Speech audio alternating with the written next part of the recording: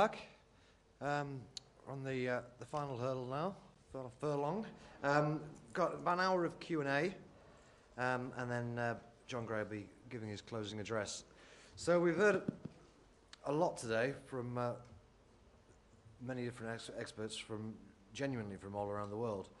I'm happy to welcome Patrick Basham back onto the panel. He's agreed to answer some questions here. I think we've got one from the live blog. Yeah, it's from Frank Davis, who writes his own blog. Some people might have read it. Let me just find it. He says, Dr. Chouachi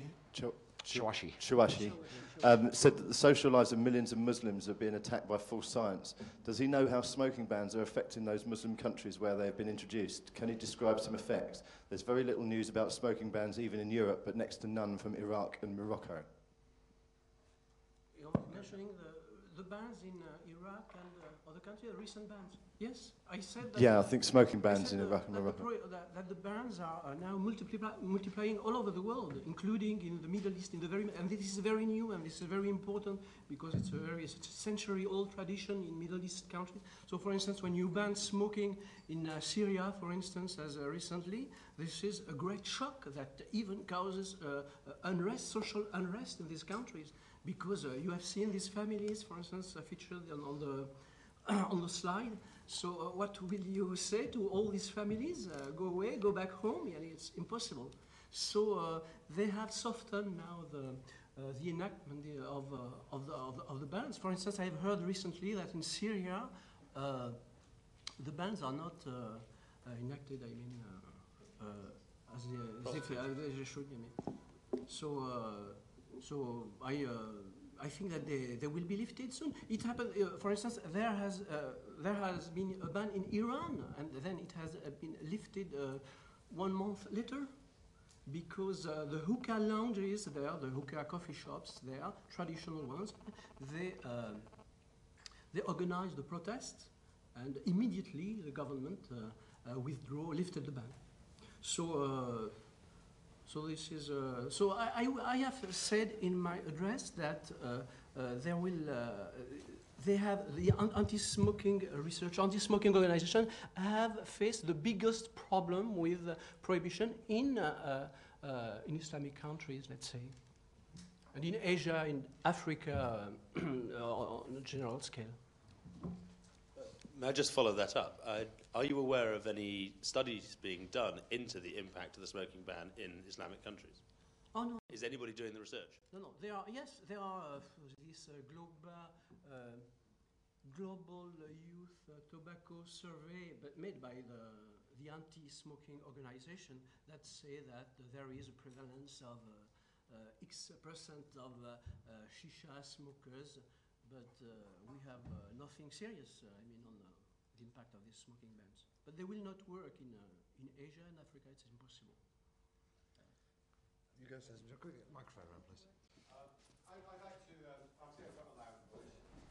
I'd like to ask Kamal, one of the things I've come across with the anti-smoking lobby on shisha is that they've talked a lot about particulate matter. Now, having read some of your articles, I've noticed that you were talking about the vaporization of tobacco in shisha, and it was mostly vapor that people were consuming, not particulate matter. Now, I raised the question a short while ago on one of the Forces forums, the list about this issue, because I thought, well, okay, there's got to be a hell of a difference in substance here because of the states of matter. You've got to change the state from solid to vapor.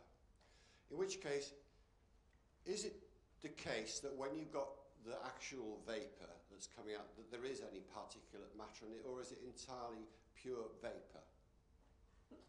Okay, we have to make.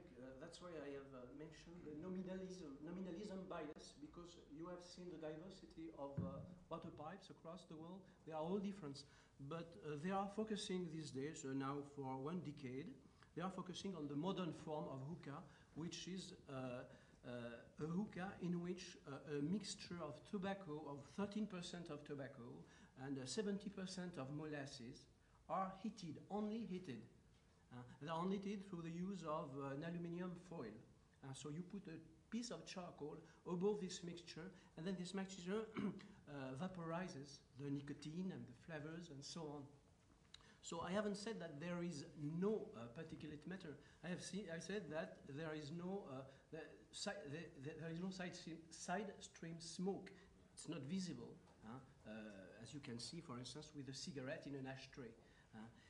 But if you and you have to know also one thing is that all the toxic substances in the modern form of hookah comes from the charcoal.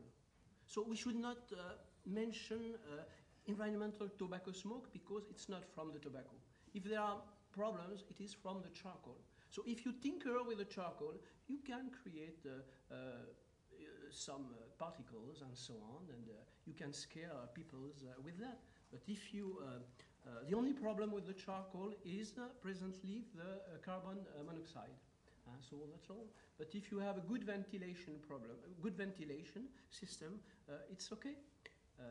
But they are scaring people with. The studies are biased. They are tinkering with the charcoal, and the source of the problem is the charcoal. The charcoal above, I don't know if you noticed it, but above on a hookah works with charcoal, with pieces of charcoal. So this is the problem. But there is no, the side stream smoke is not visible. It's not visible, and even if you insist, I mean, it cannot reach the levels of the visible side stream smoke of cigarettes. And it's under its modern form, the composition of hookah smoke is more similar to the electronic cigarette than it is than the regular cigarette. So I also think that the inventors of the electronic cigarettes took their inspiration from the modern form of the hookah. They have created a system where nicotine in cartridges is vaporized with the flavors, and this is why the present battle, the present attacks on shisha, on electronic cigarettes are very similar to the attacks that took place against the shisha, against the hookah. Have we got any more questions, please?